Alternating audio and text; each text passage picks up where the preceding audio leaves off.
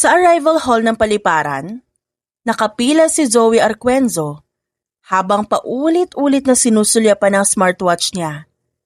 Kinakabahan siyang baka biglang magbago ang isip niya at umatras sa plano. Malalim siyang huminga at bumulong sa sarili. Okay lang to, Zoe. Papel lang to at isang contracted marriage. Hindi totoo yung kasal. Hindi ka iyak dito at lalong hindi mo papayagan na magkaroon ka ng feelings. Huwag kang tanga. Ngayon pa lang, kinikilabutan na siya. Paglingon niya sa kaliwa, nandoon si Calvin. Napakurap siya ng 2 beses. Huminto si Calvin eksaktong sa harap niya. At parang biglang bumaba ang temperatura sa paligid. Zoe Arquenzo. Bati niya ng mahinahon na parang may binabasa lang na report. Ikaw na nga palang asawa ko. Napangiti si Zoe. Pilit na kinukumbinsi ang sarili na hindi siya kinakabahan. Inilahad niya ang kamay niya ng maayos. Nice to finally meet you, mister. First time ko pa naman makapagkamay sa future husband ko. Sandaling tinitigan ni Calvin ang kamay nito bago niya tinanggap. Let's make this quick and efficient. Una na nating tapusin ang immigration. Pagkatapos niyan, pwede na tayo maghiwalay ng landas. Wait lang, wait! Singit ni Zoe nang biglang hinila ng konti ang manggas ng Amerikana niya. Oo nga pala. Maghiwalay tayo pagkatapos ng immigration. Pero ngayon, kailangan nating maging full husband and wife mode. Baka mapansin tayo ng mga officers niyan. Relax ka lang. Parang robot ka kasing nakatayo dyan. Sobrang stiff ha. Tumingin si Calvin sa kamay nito nakahawak sa manggas niya. Saka tiningnan nito ng mas maigi. Parang ngayon lang niya napansin na naka-casual wear si Zoe na mukhang simpleng damit lang pero napakaganda nito.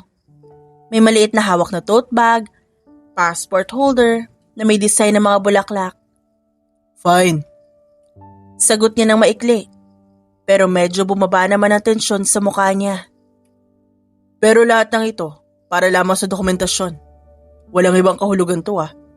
Oo naman. Sagot ni Zoe ng masigla, at hinila na siya paakit ng counter ng immigration. Lumapit ang immigration officer. Purpose of visit? Agad na sumagot si Calvin nang walang pag-aalangan. We're married. Business relocation lang ang dahilan ng pagpunta rito. Ngumiti ang opisyal at tumingin kay Zoe. Ma'am, totoo po ba yun? Biglang inakbayan ni Zoe si Calvin. Opo. Masigla niyang sagot, habang hawak ng mahigpit ang braso ng lalaki. 2 taon na kaming kasal. Basta't masaya ang asawa, masaya rin ang buhay, di ba, mahal? Parang nanginginig ang panga ni Calvin sa ginawa niya. Tinaasan sila ng kilay ng opisyal at ngumiti. 2 taon na? Sa po kayo nagkakilala? Hindi man lang nagdalawang isip si Zoe. Sa isang coffee shop po sa BGC. Nakainis lang kasi. Naspill ko yung kape ko sa laptop niya. Sobrang mahal nung laptop na yun. At nung nagalit siya, parang gusto niya pa ako ipakulong. Sumulyap si Calvin sa kanya ng masama. Hindi naman nangyari yun. Ngumiti si Zoe ng mapanlinlang. Babe, huwag mong kalimutan.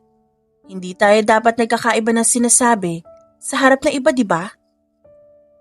Sandaling tumahimik ang lahat. Pasensya na. Mahilig lang talaga siya magdagdag ng mga detalye sa kwento. Pagkatapos nilang malampasan ng immigration counter, agad na tinanggal ni Calvin ang braso ni Zoe na nakakapit sa kanya. That was unnecessary. Scripted na scripted ka kasi. Dugtong ni Zoe, may kasamang ngisi habang naglalakad sila palayo sa counter. Kung may award lang sa pinakamalamig na asawa, aba panalo ka na. Huminto si Calvin at hinarap siya. Huwag mo akong kausapin na para magkaibigan tayo. This arrangement was temporary. At mas lalong hindi to excuse para maging bastos. Bastos? Napataas ang kilay ni Zoe. Natawa siya ng mahina. Calvin, kung alam mo lang kung gaano pa ako kabait ngayon. Hindi ka na nagbago. Ganyan ka na nasa kumpanya ka pa. Biglang tumigil ang lakad ni Zoe. So ayan na. Aabot din pala tayo dyan. Kaya ka nasisante dahil dyan sa ugali mo. Oo naman. Dahil masyado akong prangka. Dahil hindi ako marunong manahimik kapag may mali. At dahil hindi ako marunong magpa-impress sa CEO na allergic sa jokes. That's not funny. Pagkatapos ng lahat ng to, ayoko makita ka. Same country tayo pupunta.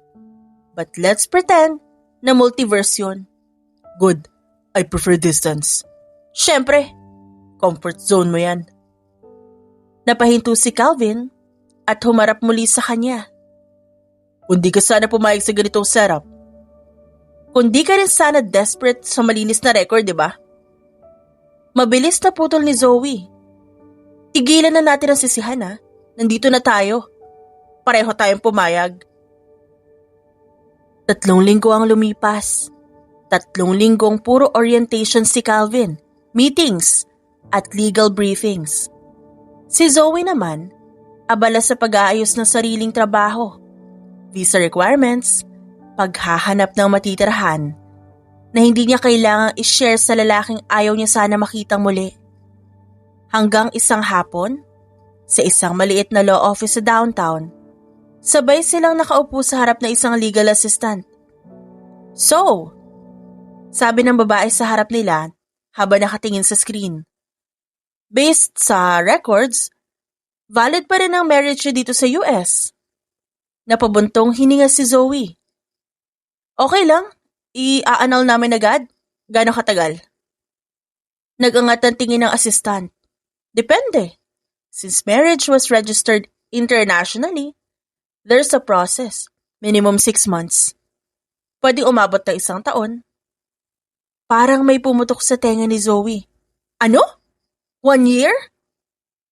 Tumango ang assistant. And since parehong busy ang schedules nyo, mas lalong tatagal kung di kayo available sa hearings. Paglabas nila ng opisina, doon bumuhos ang lahat ng inis ni Zoe. Sinabi mo mabilis lang to, di ba? Biglang tanong niya habang naglalakad sila sa sidewalk. Hindi ko inaasahan na ganito komplikado. Sagot ni Calvin ang kalmado. Hindi mo inaasahan? Calvin, ikaw nag-offer nito. Ikaw nagsabi na safe. Ikaw nagsabing clean exit. I did. My due diligence. Talaga? Kasi mukhang kulang. At ngayon, surprise, kasal pa rin tayo. Napasinghap siya sabay tawa ng sarkastiko. Congratulations sa atin. Extended contract. Zoe, lower your voice. Babala ni Calvin. Ay, sorry. Nahihiya ka ba? Kasi ako hindi. Kasi ako ang naiipit dito. Pumayag ka.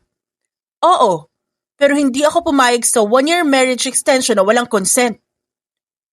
Wala tayong choice for now. Napailing si Zoe at kitang-kita sa mukha niya ang hindi makapaniwalang ekspresyon. Unbelievable. Lumipad ako para lang malaman na legally tied pa rin ako sa dati kong boss. Huminga siya ng malalim. Saka tinuro ang lalaki gamit ang daliri. Makinig ka. Kapag may nagtanong, fine, gagampanan ko yung role. Pero huwag mong aasahan na aarte akong asawa mo. Saglit na tahimik ang dalawa sa gitna ng bangketa. Tumingin siya kay Calvin mula ulo hanggang paa. Sa kabuntong hininga ang kanyang binigay sa lalaki. Okay, since malinaw na kasal pa rin tayo at malinaw na wala pa rin akong trabaho, libre mo muna ako. Napakunot ang noon ni Calvin. Libre san? Kahit san, kape, pagkain, like sandwich, kahit ganun. Wala pa akong income dito at technically, asawa mo pa rin ako. Di yan kasama sa usapan. Pero kasama sa batas. Huminga ng malalim si Calvin. Zoe, this is not... Relax. Hindi ka naman mababankrupt, di ba? Hindi to 5-star dinner. Gusto ko lang kumain. Fine. 1 meal. Napangiti si Zoe ng malapad. See? Di ka naman pala ba to eh. Pumasok sila sa isang maliit na cafe sa kanto. Pag-upo nila, mabilis na kinuha ni Zoe ang menu. Oh, daming pagpipilian. Pero huwag kang kabahan, practical akong tao. Good. Keep it that way. Tumawag ang server. Are you ready to order? Yes, I'll have the pasta and iced coffee. Sumulyap si Calvin. I thought you said practical. Practical yan. May carbs. Pang survival. Umiling si Calvin pero nag-order din. Habang naghihintay, sumandal si Zoe at pinagmasdan ng lalaki. Alam mo, ang ironic. Dati ako yung empleyadong kailangan magpaalam bago bumili ng kape. Ngayon, asawa na ako, tas ikaw na ang nanlilibre. Don't romanticize it. Hindi ko naman niro-romanticize. Ina-amuse ko lang ang sarili ko. Dumating ang pagkain. Kumain si Zoe na parang ilang araw na nagtiis at walang pakialam sa itsura habang kumakain. Si Calvin naman, tahimik lang. Pero paminsan-minsang sumisilip sa kanya. Thank you. Dahil di mo ako pinabayaan kanina. Biglang sabi ni Zoe matapos sa ilang subo. That's my obligation. Pagkatapos kumain, tumayo si Zoe. Okay, utang ko yan. Babayaran kita kapag may trabaho na ako. Hindi nagtagal, nakahanap ng trabaho si Zoe. Isang malaking bahay sa isang tahimik at mamahaling komunidad ang unang tumanggap sa kanya. Doon siya naging live-in maid ng isang Amerikanong bachelor na halos kaedad lang ni Calvin. Mayaman, tahimik lang at hindi bastos kausap. Ayon sa mga kapitbahay, isang Hollywood actor ito na matagal nang umiwas sa ingay ng industriya. Alam niyo ni Zoe, mula pa lang sa unang araw. Hindi niya na kailangang i-search pa sa internet. Kita sa mukha nito ang postura, pero hindi na siya nagpa-impress. Sa unang umaga niya nakatira sa bagong bahay na pagtatrabahuhan, dahan-dahan niyang binuksan ang pinto ng kusina para kumuha ng tubig. Pero bigla siyang natigilan nang makita ang kanyang amo. Nakaupo ito sa dulo ng mahabang mesa ng kusina. Isang tasa ng mainit na kape ang hawak sa kanang kamay, habang tahimik na tinitignan ng bintana na nakaharap sa maliit na hardin ng bakuran. Nakasuot ito ng simpleng puting t-shirt na medyo luma na, kasama ang kulay abong sweatpants na mukhang hindi pa natitiklop na maayos. Ang buhok nito, gusot na para bang hindi nito naaayos mula nang gumising. Good morning. Sabi ni Zoe at inayos ang sariling apron. I'll start with the kitchen, then laundry. Ngumiti ang lalaki. Good morning. You're early? I like being early. Less people, less noise. Tumango ito sa kanya. I like that. Habang naglilinis siya ng mesa at nagwawalis ng sahig ng kusina, hindi niya naramdaman ang bigat ng presensya ng amo. Hindi tulad ng ibang mga amo. Walang nakamasid sa kanya na parang naghahanap ng mali o mga pagkakamali. Walang paulit-ulit na utos na bumabagabag sa kanyang isipan. Tahimik lang ito nakaupo sa tabi ng bintana. Minsan, humihigop ng kape habang nagbabasa ng mensahe sa cellphone. Minsan naman, nakatingin lang sa mga halaman sa labas. Pagkatapos na ilang oras, lumapit ito sa kanya. You're very efficient. The house feels lighter. That's good. Houses absorb energy. I just remove the bad ones. Aniya sa lalaki. Natawa naman ito ng bahagya. I've worked with hundreds of people and you're different. Is that good or bad? Good. Very good. Sa mga sumunod na araw, ganun palagi. Hindi sanay si Zoe na pinupuri siya, lalo na mula sa lalaki. Feeling niya, masyado siyang maganda para purihin ito. Kahit simple lang naman ang ginagawa niya. Kinagabihan, nadatnan niya ang amo niyang nakaupo sa sala at may hawak na script. "You act?" Tanong ni Zoe habang inaayos ang mesa. Ngumiti ito. "Sometimes." "Hollywood, sometimes?" Diretso niyang tanong. Tumawa ang lalaki. "Something like that?" Hindi na siya nagtanong pa. Hindi niya ugali ang maghukay kung hindi kailangan. "Dinner is ready. You should eat. You look tired." Tumingin ito sa kanya ng seryoso. "You remind me to be human again." Napahinto siya. "That's part of the service? Basic care?" "You're more than that." Sa parehong lunsod, sa kabilang dulo ng distrito, sa mataas na gusali ng mga kondo na tapat sa daungan, nakatayo si Calvin sa malawak na bintana ng kanyang unit. Mabagal niyang binabasa muli ang email mula sa legal office na pinadala lang kanina. Marriage status? Still valid. Mabilis niyang tinapik ang screen para isara ang mensahe. Pagkatapos pinisil niya ang tulay ng ilong gamit ang mga daliri. Sa gabi ring yon, lumabas siya. Gusto niyang magpalamig ng ulo kahit alam niyang hindi solusyon ang pag-inom. Dumiretso siya sa isang high-end bar sa downtown. Isang lugar na madalas puntahan ng mga expat at negosyante. "Calvin, over here man!" Sigaw ng isang pamilyar na boses. Si Mark, ang Filipino-American na matagal niya ng kaibigan. Kumakaway mula sa corner table.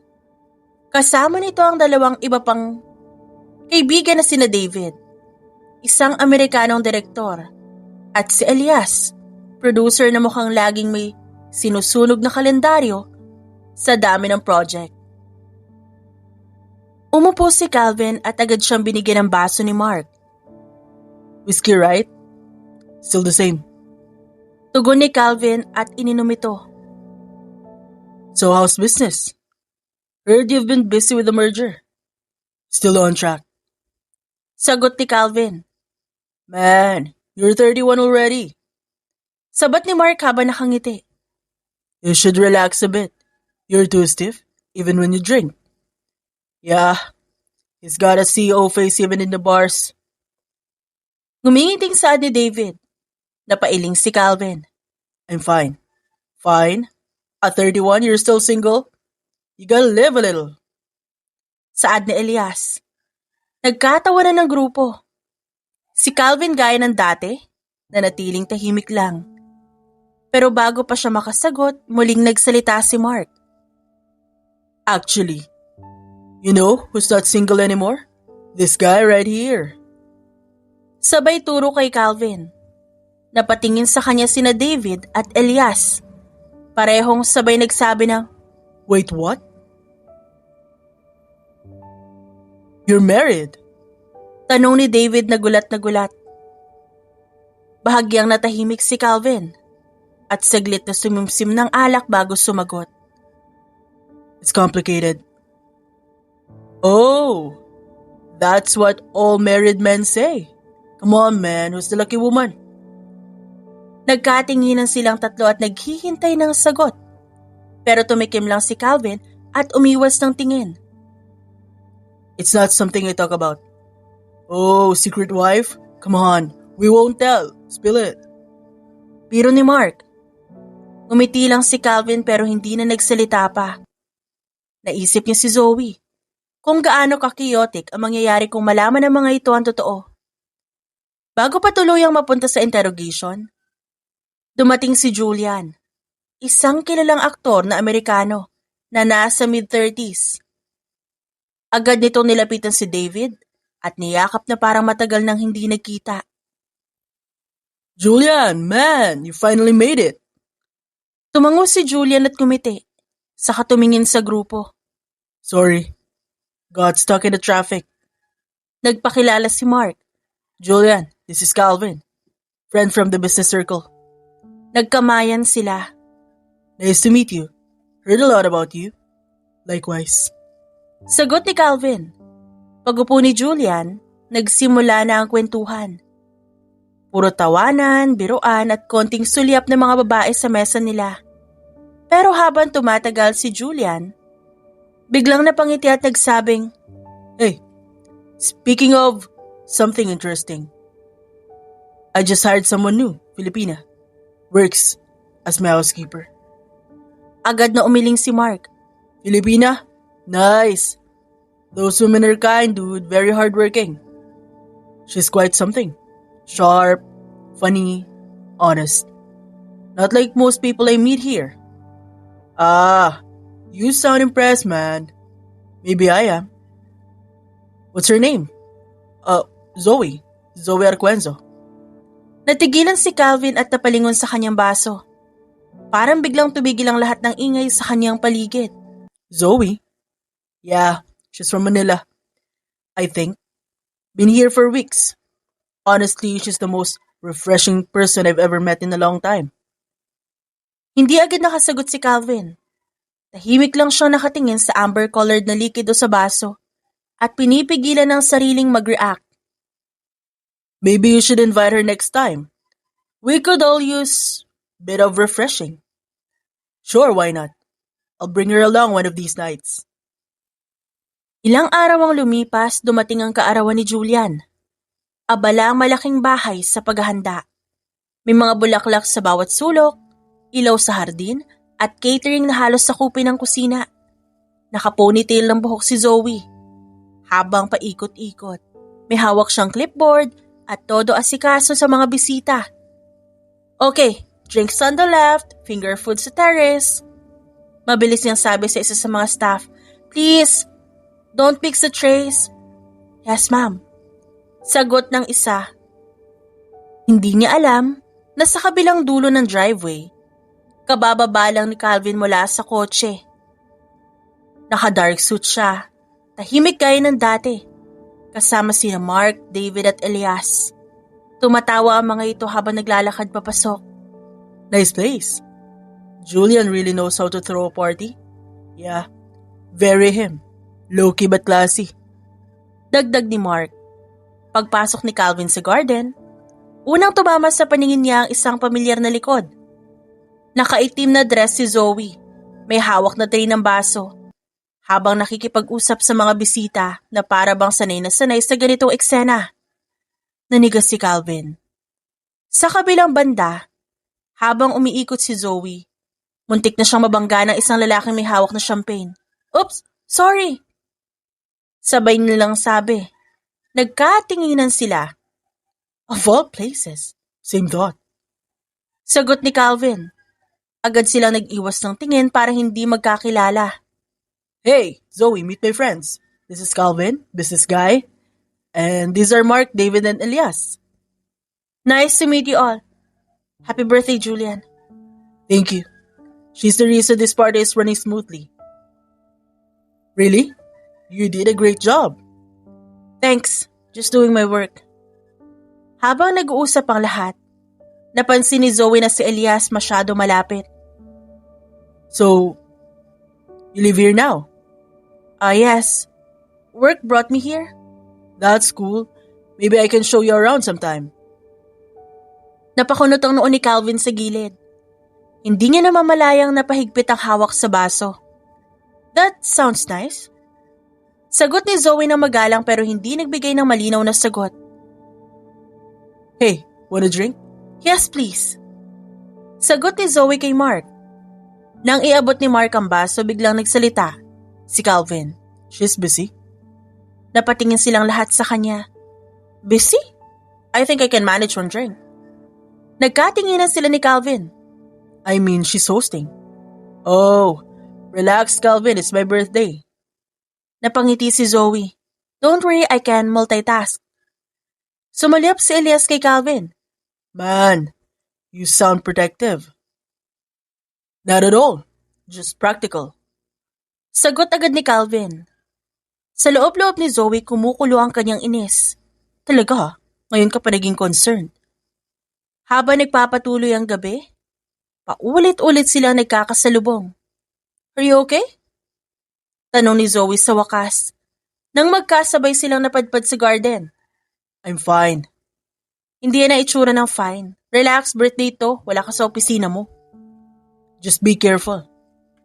Sa gitna ng hardin, habang tumutugtog ang mellow na music, at abala ang mga bisita sa kanika nilang usapan, napadpad si Zoe malapit sa bar.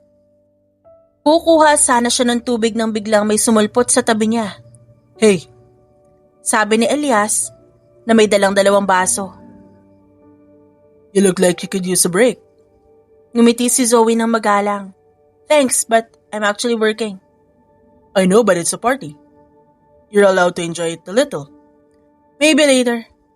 I still have things to check. Sinundan siya ni Elias ng tingin. Saka muling nagsalita. Come on, just 5 minutes. I really want to get to know you. I'm really not a good company right now. Why? You're funny and smart. And honestly, you're the most interesting person here. That's flattering, but no. Hindi pa rin umatras si Elias. Is there a reason you keep saying no? Bago pa makasagot si Zoe, may biglang pumagitna sa kanila. Because she said no. Tumigil ang lahat sa paligid. Si Calvin yon. Nakatingin siya ng diretso kay Elias. We're just talking. Relax. She's working. And she already declined. Sumingit si David na may ngiting may ibig sabihin. Wait, you two know each other? Napatingin si Zoe kay Calvin. Pareho silang natigilan. Coincidence? Dagdag ni Mark. Yeah. Sabat ni Julian habang nakataas ng kilay. Is there something we should know? Huminga ng malalim si Zoe at handa na sana magsalita. Pero naunahan siya ni Elias. So, if you're not interested in getting to know me, maybe you can just be my girlfriend instead.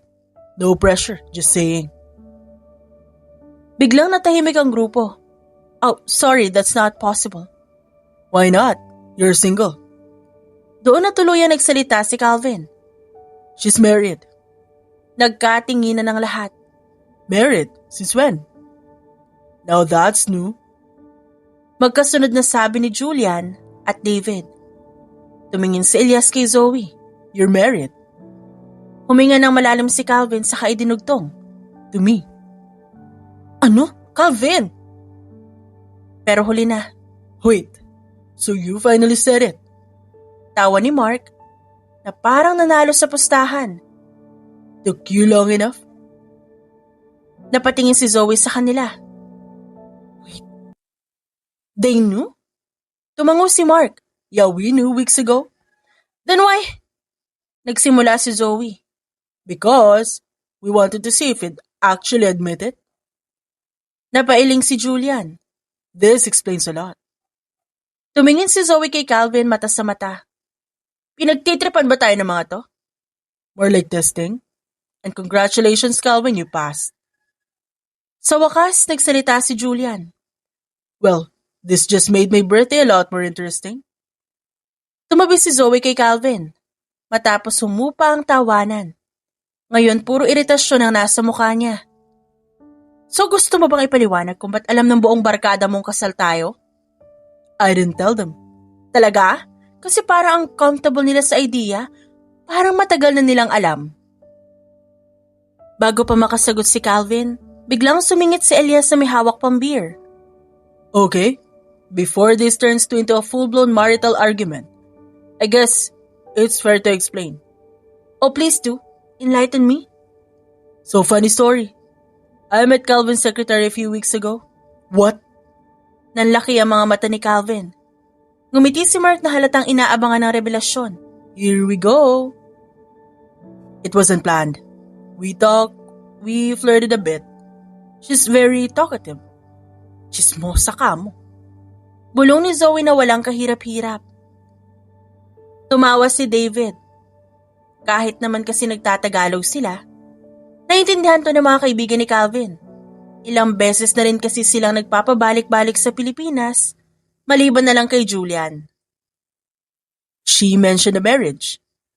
Said it was sudden. Immigration related. You flirted with my secretary?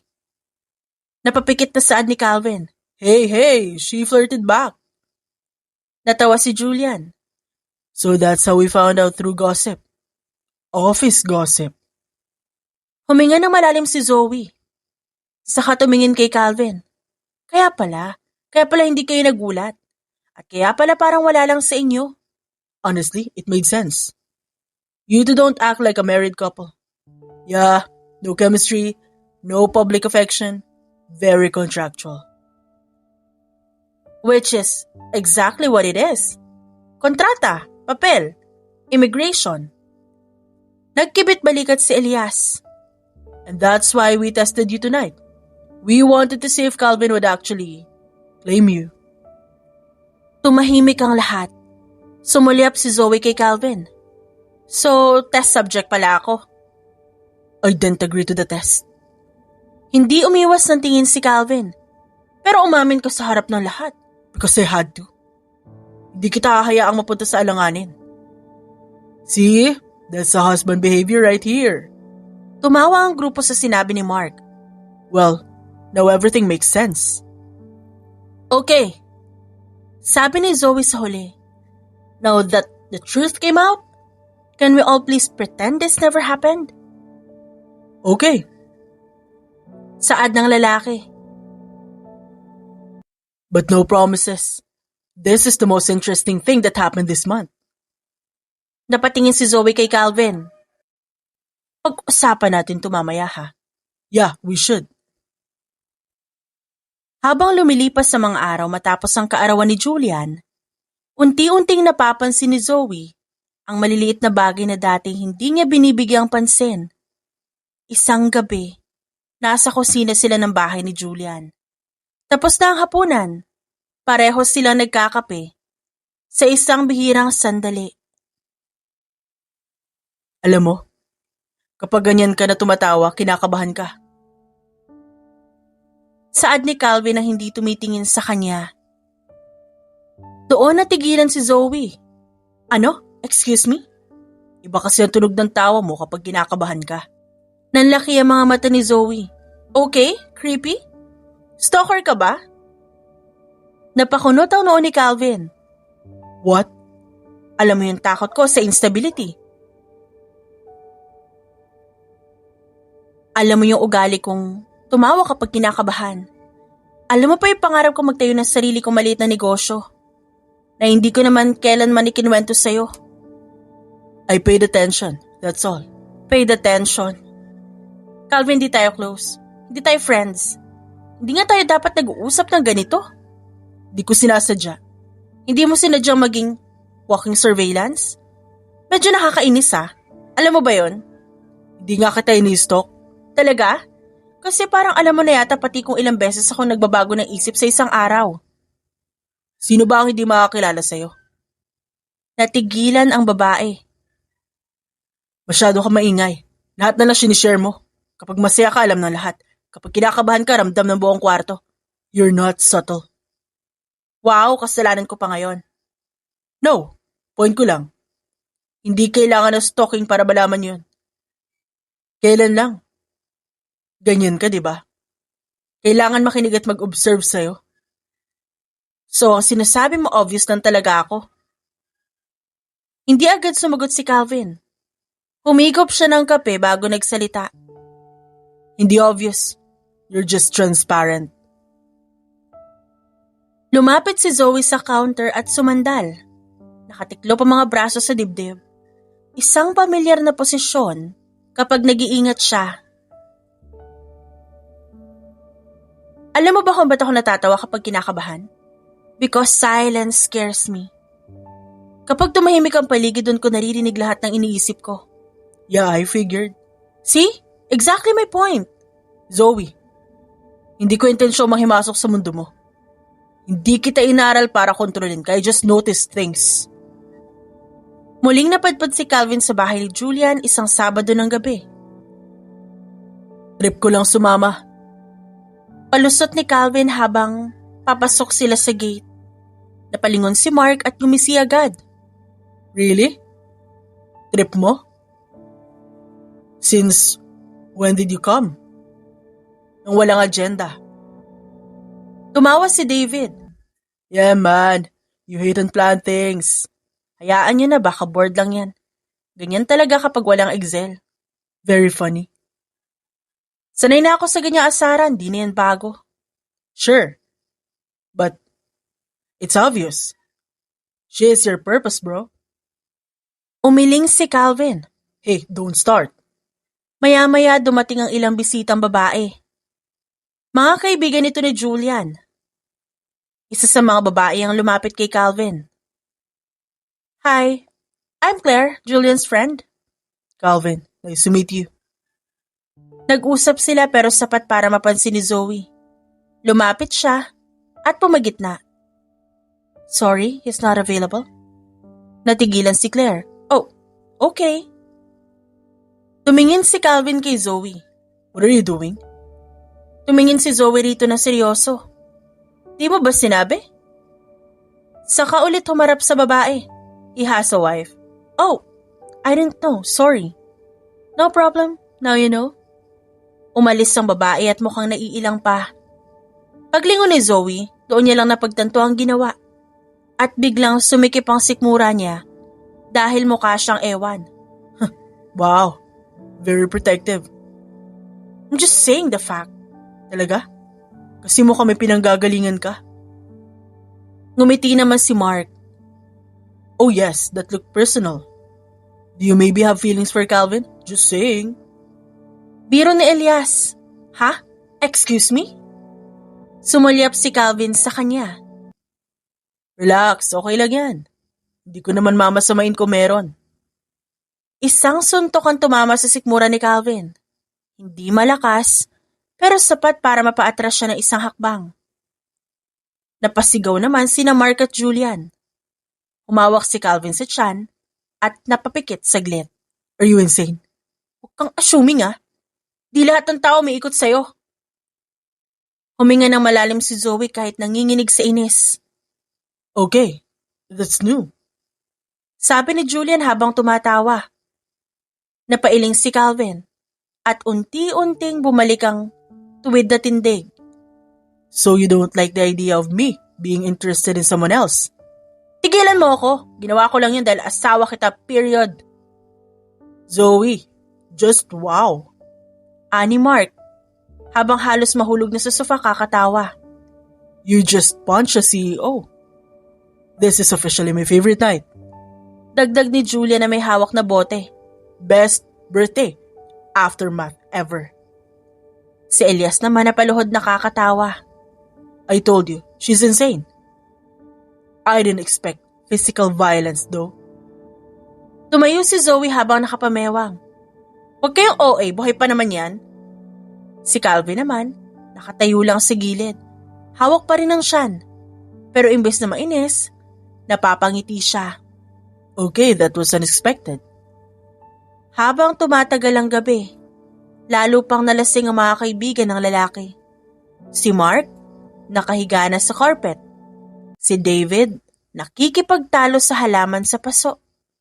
At si Elias, may mahabang talumpati tungkol sa buhay at pag-ibig pero walang nakikinig. Si Calvin, malinaw pa ang isip. Ayaw ni Zoe na malasing siya. Enough. Hindi kayo inom ng sobra ha. Ayoko magbuhat ng CEO pa uwi. At sa kung anong dahilan sumunod si Calvin. Ngayon, magkatabi sila sa kusina. Tumingin si Calvin kay Zoe. Kanina, ba't mo yun ginawa? Ang alin? Yung pagharang mo, di mo kailangan gawin yun. Asawa kita, and that's my responsibility, period. You didn't look responsible. You looked affected. Don't go there. Why? Because you might actually like me. Wow ha, taas ng self-confidence mo Di ka sumagot. Nako, Calvin. Umatras na isang hakbang si Zoe. At bago pa tuluyang mangyari, biglang may tumutok sa dibdib ni Calvin na isang tinidor. Hakbang pa, masasaksak kita. Are you threatening me with a cutlery? Don't test me. I am very capable. You're insane. At buhay ka pa. Habang tumatawa siya, Biglang tumakbo si Zoe palabas ng kusina at diretso sa hardin ang tungo. Hey! Unbelievable. That's absolutely unbelievable. Mabilis na lumipas ang 6 na buwan. Sumikat na ang araw na dumadaan sa salamin ng bintana ng kwarto ni Zoe nang dumating ang email mula sa law office. Eligible for annulment. Paulit-ulit niyang binabasa ang linya na parang may inaasahang ibang lalabas kapag tititigan niya ito na matagal. Ngunit imbis na ginhawa, may kakaibang bigat ang dumapos sa kanyang dibdib. Isang uri ng pangangailangan na hindi niya kayang pangalanan. Hindi naman totoo yun. Papel lang yun. Bulong niya sa sarili. Sabay silang nagpunta ni Calvin sa opisina ng abogado para sa confirmation. Hanggang sa pag-upo nila sa harap ng legal consultant, biglang nagbago ang tono ng usapan. But before we proceed, there's an issue we need to clarify. Napatingin si Zoe. Issue? Yes, there's an ongoing review to your immigration entry. Nanlamig ang kamay niya. Mr. Cuenzo, your name and birth record match someone flagged in an immigration fraud case from several years ago. Parang may sumabog sa loob ng ulo ni Zoe. What? That's impossible. I've never... We know. But the records are messy. Same name, same birth date, same place of registration. Nanlaki ang mata ni Zoe. So nadamay ako dahil magkapareho kami ng pangalan. Fortunately, I don't know. But this is an unfortunate event for you. And until it's cleared, you're under review. Target. She's the target of investigation. Yes, her. Parang biglang gumuho ang mundo ni Zoe. Wait, does that mean? There is a possibility of temporary restriction. Worst case, blacklisting. But we're working to prevent that. Paglabas nila ng opisina, patuloy na siyang naglakad pero biglang napahinto at napatigil sa hallway. Zoe. Hindi siya sumagot.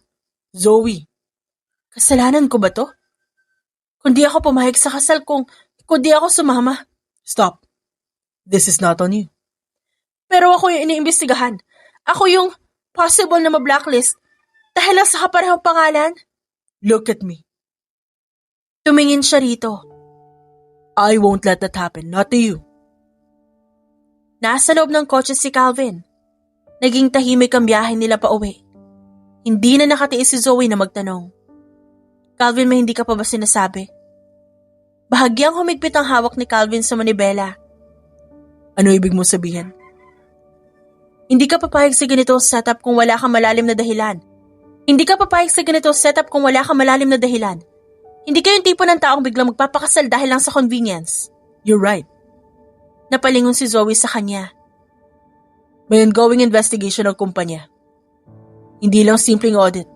Federal level. Nanlamig ang batok ni Zoe. Federal? Yes. There's a financial irregularities na hindi ko personal na ginawa. Pero dahil CEO ako, sa akin babagsak ang accountability. At parte ng investigasyon ay ang personal background ko? Lifestyle? Relationships? Possible conflicts? Kaya gusto mo ng asawa para mukhang stable? Hindi lang mukhang stable, legally protected. Mahirap i-frame ang isang taong may clean family record. Less suspicion, less leverage. Ginamit mo yung kasal bilang shield. Yes, at gumana. So ngayon hindi lang pala ako damay. Kasama rin pala ako sa investigasyon because you are. Meaning? Kung madungisan ang kasal natin, hindi pareho tayo apektado. Grabe. So hindi lang ako ang target, tayong dalawa. I wanted to tell you earlier, but the more you didn't know, the safer you are. Safe? Calvin, there's a possibility na ma-blacklist ako, hindi mo ba narinig yon? Ako ang hinahanap nila, tapos sasabihin mong safe ako? Zoe, kundi dahil sa kasal na yon, matagal na akong kinasuhan. At kung nangyari yon, mas malala ang harapin mo ngayon. Nadamay ka, oo, pero mas malala pa sana. So ano na ngayon? Hindi pa tayo pwede magpa-anal. May investigation ka. May investigation ako. Exactly. Which means for now we stay married. Natawa si Zoe ng mapait. Ang galing mo lang talagang mag-deliver ng bad news. Lumabas ang resulta ng background check makalipas ng ilang linggo. Sa lahat ng dokumentong sinuri ng otoridad, iisa ang lumutang na konklusyon. Lihitimo ang pagkatao ni Zoe Arquenzo bilang asawa ni Calvin De Silva. Ang kasal kahit nagsimula sa kasinungalingan, tumayong matibay na ebidensya ng katatagan at kredibilidad. Ang peking kasal, naging pinakamatibay na depensa ni Calvin. Dahil sa reputasyon ni Zoe, sa malinaw na records niya, at sa kawalan ng kahit anong koneksyon sa iligal na galaw, nabasag ang mas mabigat na paratang laban sa kumpanya ni Calvin. Ang teorya ng investigador, may personal na motibong itinatago ang CEO at unti-unti itong gumuho. Doon dumating ang alok. Mr. De Silva, you have the option to maintain your current marital status until all matters are fully closed. It ensures stability. Stability. Ibig sabihin ligtas si Zoe. Ngunit kapalit nun ang katahimikan, ang pagpapatuloy ng kasinungalingan, ang paggamit ng isang babaeng hindi naman humiling na maging panangga. Kinagabihan sa kwarto ni Zoe, nakatayo siya sa kusina, nagtitimpla ng tsaa nang marinig niyang pumasok si Calvin. Okay ka lang? Ikaw. Hindi agad sumagot ang lalaki. Umupo ito sa silya, pinagmasdan ng mesa na puno ng papel at mug na hindi pa nahuhugasan. May option ako. Huminto ang kilos ni Zoe. Ano option? Pwede natin ipagpatuloy ang kasal. Dahan-dahang humarap si Zoe sa kanya. That means, walang annulment. Grabe naman. Magiging legal shield pa rin ako. Hanggang kailan to? Hanggang tuluyang magsara ang lahat. Months, maybe longer. At kung hindi? Kung hindi, ilalantad ang buong katotohanan. Calvin, that could ruin you. Yeah, it could put you at risk. Tapos si tatanong mo pa, syempre pipiliin mong manatili tayong kasal. Hindi. Pipiliin kong tapusin to. Are you serious? Kaya pagpapatuloy natin to, mananatili kang ligtas. Pero hindi ka magiging malaya. At hindi ako mabubuhay na alam kong ginagamit lang kita. Pwede naman nating hindi sabihin. Pwede naman tayo manahimik. Papayag ako. No. It won't happen. Hindi na mauulit. Nauulit ang alin? Na maging ligtas ako? Na protektado tayo pareho? Na mapahamak ka. Zoe, isang beses ka nang nadamay. Hindi ko hahayaang mangyari yun ulit. Tigas ng ulo mo. Di ba pwedeng minsan ako naman magdesisyon? Hindi. Kung malalagay ka ulit sa alanganin. So ano, hero mode ka na naman? Ikaw ang sasalo ng lahat? Kung kailangan, oo. Biglang lumapit si Zoe sa lalaki. Makinig ka. Mananatili ang kasal natin.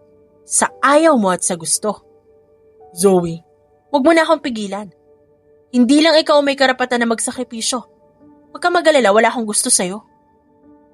Hindi napigilan ni Calvin ang paghinga ng malalim. Naiinis siya.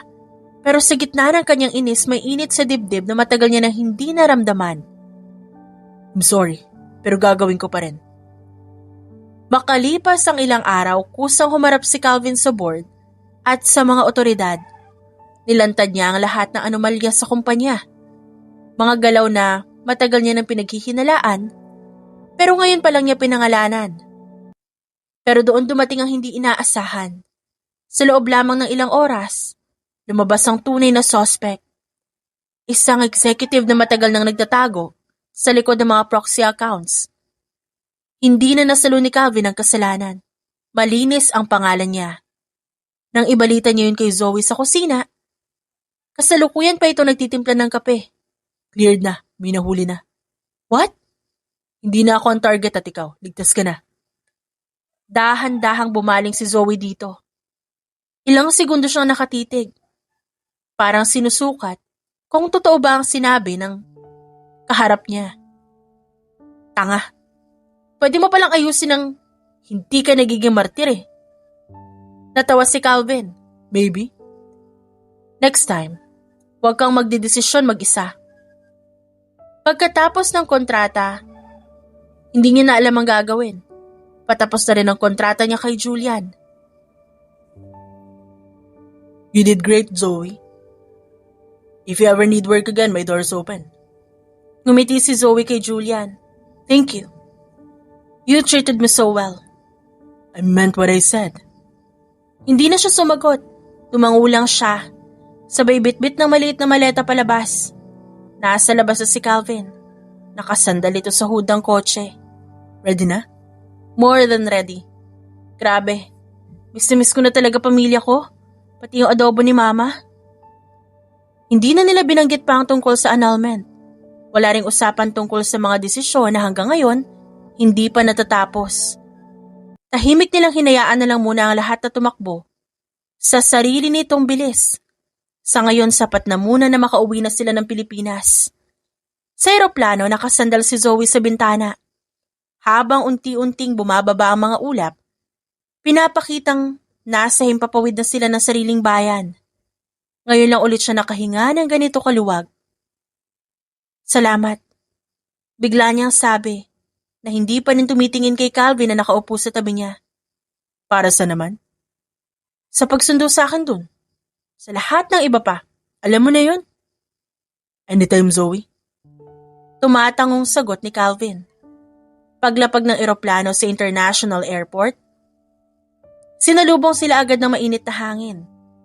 Ang ingay ng pasahero at sasakyang panghimpapawid at ang kakaibang pakiramdam na nasa sariling lupa ka na ng sarili mong bayan. Parang may kurot sa puso ni Zoe sa saya at halos mapaiyak na siya. Pero na makarating na sila sa bahay ng kanyang pamilya, iba ang sumalubong sa kanya. Kasal ka na pala. Malamig na sabi ng kanyang ina na nakatayo sa gitna ng sala habang nakapamewang. Akala ka ba wala kang balak mag-asawa agad? Parang biglang nanlamig ang dugo ni Zoe. Ha? Mama, ano po sinasabi niyo? E asawa ka na nga raw. Dugtong naman ang kanyang ama. Nakatayo sa tabi ng kanyang ina at mukhang galit din. At ngayon ka lang biglang umuwi dito nang walang kahit anong paalam? Ano ba yan, Zoe? Napalingon agad si Zoe kay Calvin na nakatayo sa likod niya. Tahimik lang na nakikinig sa usapan. Calvin, ano nangyari? Ba't nila alam yan? I told them. Tinawagan nila ako kanina bago tayo dumating dito. Naisip ko mas maigi nang sabihin na malinaw para hindi sila magtanong-tanong pa. Mas maigi? Mas maigi para kanino? Hindi mo man lang ako kinausap tungkol dito. Umupo muna ang kanyang tita Beth na nakaupo sa sofa. Anak, maintindihan mo sana kami. Hindi ka na bata. Hindi ka pwede umuwi dito na parang wala lang. Lalo na ngayong alam na namin may asawa ka. Oo nga naman. May asawa ka na nga eh. Doon ka na dapat tumira sa bahay ng asawa mo. Hindi pwedeng ganito lang. Baka mapahiya tayo sa kapitbahay. Hindi naman kami ganun. Boses pa lang ni Calvin, pinutol na agad ng ama ni Zoe. Huwag ka muna makialam. Usapan namin ito ng anak ko. Pwede ka umupo sa labas, pumunta ng kusina para kumuha ng tubig. Tumingin muna si Calvin kay Zoe bago tumango. Sige po, sir. Kung kailangan niyo ako, tawagin niyo lang ako. Bago umalis, bigla niya hinawakan ang kamay ni Zoe ng mabilis lang. Huwag kang magsisimula. Naiwan si Zoe sa gitna ng sala, habang nakatingin sa pintuan kung saan lumabas si Calvin. Mama, Papa, hindi po ganun kadali yung sitwasyon namin ni Calvin. At hindi po ako basta-basta uuwi nang walang paalam. Sinubukan ko po kayong makontak, pero di naman kayo sumasagot. At yung pagiging asawa ko kay Calvin. That's enough. Hindi ka namin pinalaki para magsinungaling sa amin, Zoe? Lalo na tungkol sa ganitong bagay? Hindi ako nagsinungaling, Papa. Hindi lang ganito yung plano namin. Hindi namin plano na ganito magpakilala. Plano man o hindi, kasal ka na. Wala nang ibang usapan, sumama ka na sa asawa mo. Tumahimik ang buong sala. Kahit ang mga pinsan niya nakikinig sa labas ng pintuan, hindi na nagsalita pa. Dahan-dahang humarap si Calvin kay Zoe. Ngayon, nakatayo siya sa pintuan ng sala. Galit na galit ang mga mata nito, pero may halong sakit din sa mga yon. Ngumiti sa kanya na mapakla ang babae. Congratulations. Napalayas mo ako sa sarili kong bahay. Ang galing-galing mo naman. Zoe, Huwag ka na magsalita. Huwag mo akong kausapin ngayon. Walang sino mang sumubok na pigilan siya nang dumiretso siya palabas ng bahay. Sumakay siya sa likuran ng kotse ni Calvin. Sinara ang pintuan ng masyadong malakas. Habang umaandar ang sasakyan, nakatingin lang siya sa labas ng bintana. Alam mo, gusto ko lang naman na makita sila eh. Gusto ko silang makita at sabihin okay ako. Hindi ko inaasahan na magiging ganito na lang na parang tinanggalan ako ng karapatan na makauwi. I didn't think they'd react this worse. Akala ko kasi, kung malalaman nila may asawa ka na, mas magiging maayos ang pagtanggap nila sa'yo. Of course they would react like that. Traditional sila, di ba? At ikaw ni-reveal mo agad. Hindi mo man lang ako kinausap. Sorry. I really thought I was helping. Helper ka na talaga, ha? World class na helper? Tapos ang bunga, ako naman napahiya at napalayas. Hindi pa nagtagal, huminto na ang kotse sa harap ng isang modernong bahay sa isa sa mga maunlad na subdivision doon. Bumaba si Zoe, tumayo sa harap ng pintuan ng kotse at humarap sa kanya. So eto na naman tayo, magkasama ulit tayo sa iisang bubong. At sa totoo lang dahil sa inis ko ngayon, lahat ng ito kasalanan mo. Tahimik lang si Calvin, ngunit may bahagyang ngiti sa gilid ng labi na para bang naiintindihan niya kung ba't ganito ang nararamdaman ni Zoe. At sa totoo lang ulit, hanggang ngayon wala pa rin tayong desisyon tungkol sa annulment na plano natin. We'll figure it out, Zoe. Basta't mag-usap tayo na maayos. Sa huli, pareho naman tayong gustong malinaw ang lahat. Hindi ngayon, pagod na ako. Hindi pa rin bumababa ang inis ni Zoe kahit na nasa bahay siya ni Calvin. Diretso siyang pumasok na parang siya ang may-ari ng lugar. Inilapag ang maleta sa sofa, tinanggal ang sapatos at umupo ng walang paalam. Si Calvin naman, nakasunod lang dito, ng tahimik. Parang sanay na siya na inaagawan ng teritoryo. Feel at home. Hindi siya sinagot ni Zoe. Lumipas ang ilang minuto, nakaupo si Zoe sa gilid ng sofa.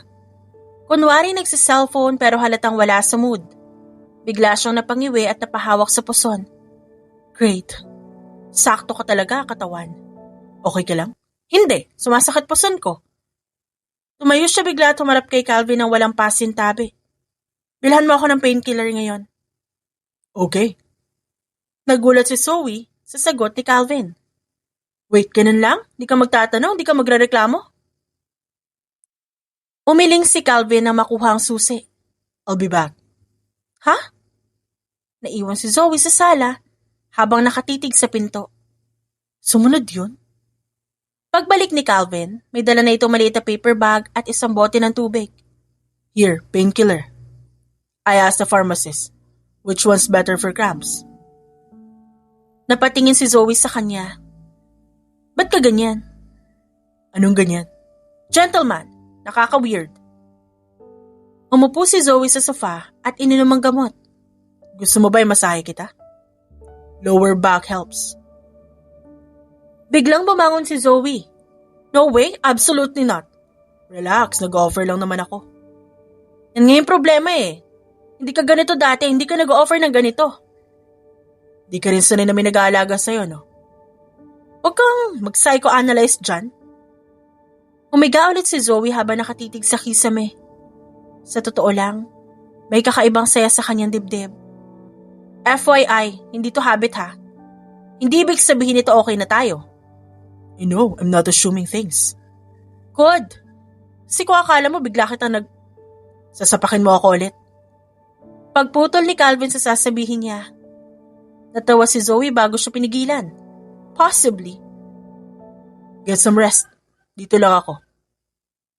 Kinagabihan matapos sumupa ang kirot ng puso ni Zoe, bumalik ang katahimikan sa bahay.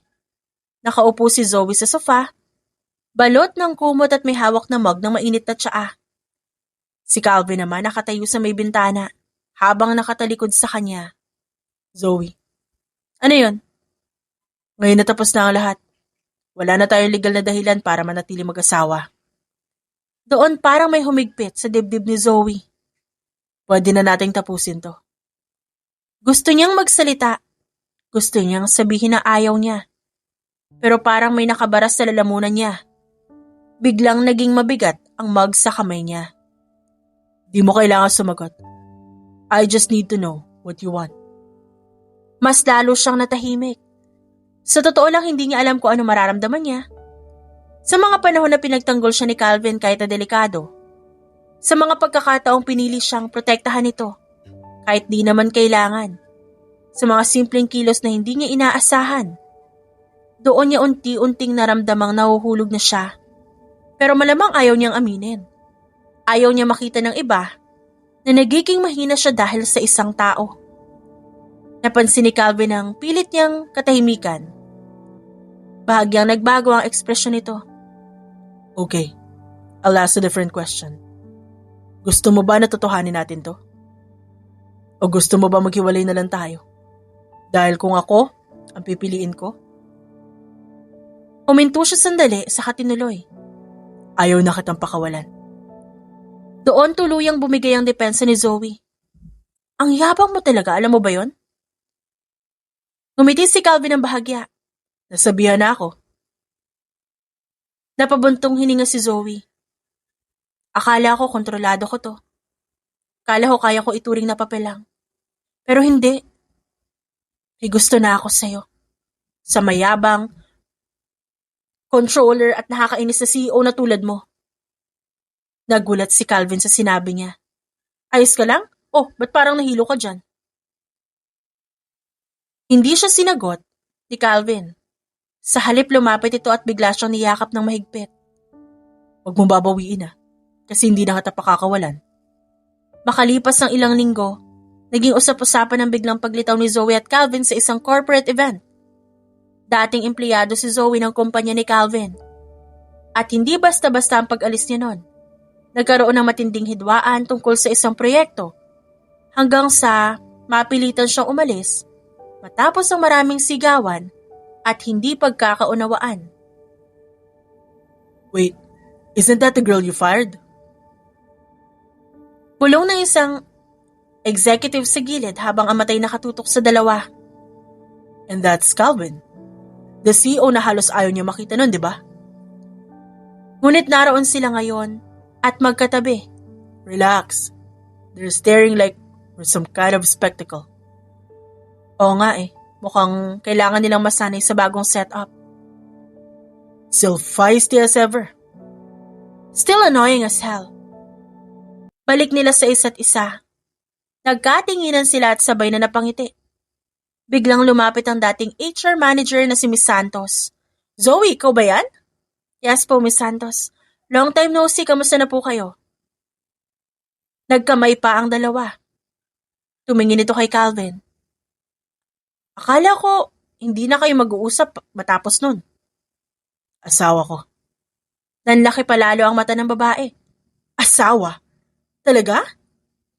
Legally married na po kami. At complicated yung story behind it. Pero okay na kami ngayon. Natawa ang HR manager ng alanganin. At inilahad ang kamay para makipagkamay kay Calvin. Well, congratulations pala. Hindi ko inaasahan to. Pagkalayo nila kay Miss Santos, bumulong si Zoe kay Calvin. Di mo man lang ako binalaan na sasabihin mo yun sa harap nila. Nagulat ako Di kita pinilit na sabihin o gawin ang kahit ano. Pero hindi kita kinakahiya kahit noon pa man. Lalo na ngayon ikaw na ang asawa ko. Good answer. Sabi niya sa huli. Bahagyang inilapit ang sarili sa lalaki. Maaga pa lang maingay na ang penthouse ni Calvin sa Manhattan. Bukas, marami siyang gagawin. At ngayon, nabuksan ng malalaking floor-to-ceiling window. Pumapasok ang mainit na liwanag ng umaga at ang mahinang ingay ng sasakyan at tao sa kalye sa ibaba. Abala si Zoe sa kusina.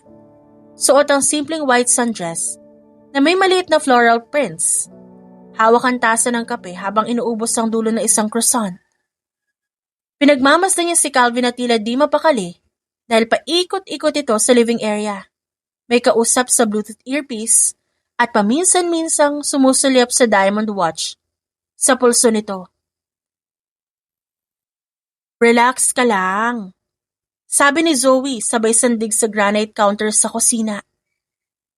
Hindi ka naman ikakasal mag-isa eh. Baka mapagod ka pa bago magsimula ang araw. I don't know. Di ko talaga akalaing aabot tayo sa ganito. Sa punto mag-uusap tayo sa preparation ng kasal natin. Same here. Bago pa makasagot si Calvin, tumunog ang doorbell ng paulit-ulit. Ayun na sila. Sinabihan kong pumunta sila rito na maaga para maayos yung detalye. Pagbukas ng pinto, bumungad sina Mark, Elias at David. Lahat sila may malalawak ng ngiti at may hawak na malalaking paper bag mula sa kilalang cafe at wine shop. Surprise! Wow! Mukhang mauubos na agad laman ang kusina namin ah. Sumunod si Elias at mabilis sumulyap kay Zoe bago ngumiti. So this is officially real. You will get married this time. Yeah, and choice na namin to. Sa likod nila pumasok si David at sinundan naman ni Julia na may hawak na isang bote ng mamahaling alak. Still can't believe this. Last time I saw you two, someone almost needed an ice pack. Napalingon si Zoe kay Calvin. At saka napailing. Huwag na nating balikan yun. Isang beses lang naman nangyari yun. Once was enough. Man, you punched a CEO. I deserve that. I was being an ass. Sagot naman ni Calvin. That's the understatement of the year. Dagdag ni David. Naupo ang lahat sa sala. Si Zoe naupo sa dulo ng sofa habang si Calvin katabi niya. You know, I've seen Calvin in a lot of deals. This is the first time he looks human. Hey, I've always been human. Tumawa ang lahat, pati si Zoe na ngayon ay mas relaxed na ang balikat. So, to the couple who proved that fake marriages can turn real. Sabi ni Julian at tinaas ang baso. Nagtaas din ng baso ang iba. 2 linggo matapos ang kanilang kasal, nasa Europa na sina Zoe at Calvin para sa kanilang honeymoon.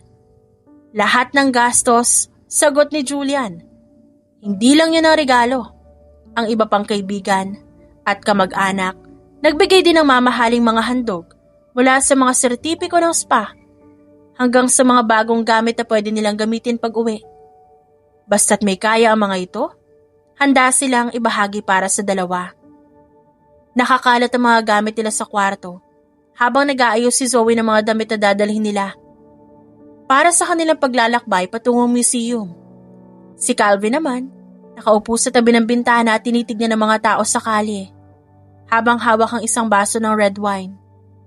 You know, I honestly never thought we'd end up here.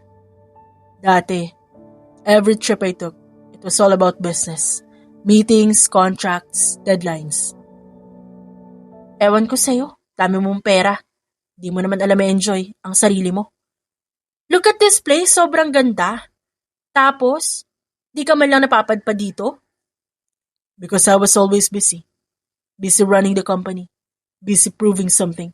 But now, I finally have the reason to slow down. To actually live. Okay na, gets ko na. Baka mapagod ka kakapaliwanag. Bukas pa tayo pupunta ng Louvre. Kailangan mo mag-ipon ng lakas para hindi ka antukin habang nakatitig sa mga painting. Natawa si Calvin. Hey, di ako matutulog dun ah. I actually appreciate art, you know that. Anyway, by the way, I talked to Mark earlier and he said everyone is in the Philippines, misses you. Talaga? At sabihin mo, miss ko rin sila. At sabihin mo rin magdadala tayo ng pasalubong. Ang daming tsokolate at wine dito. I'm not sure our luggage can survive that. Lalo na after what you bought yesterday. Hindi naman sobra, practical purchases nga yun eh. Mas mura dito kasi sa Pilipinas, no?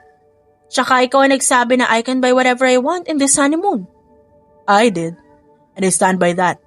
As long as you're happy, I'm good. Marahan niyang hinalikan ng noo ni Zoe. Honestly, Zoe, I've never been this happy. I don't even know how to thank you.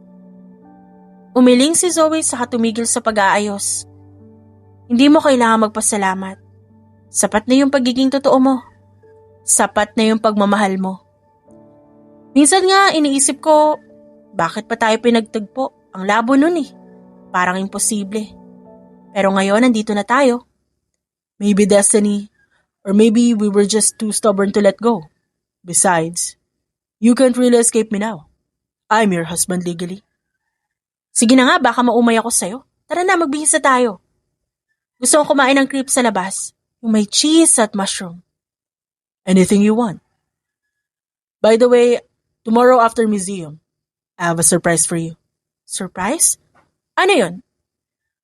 Hindi mo ba ako dadalhin sa isa na namang museum? Trust me, you love this. It's a place you've never been to at promise mapapawaw ka.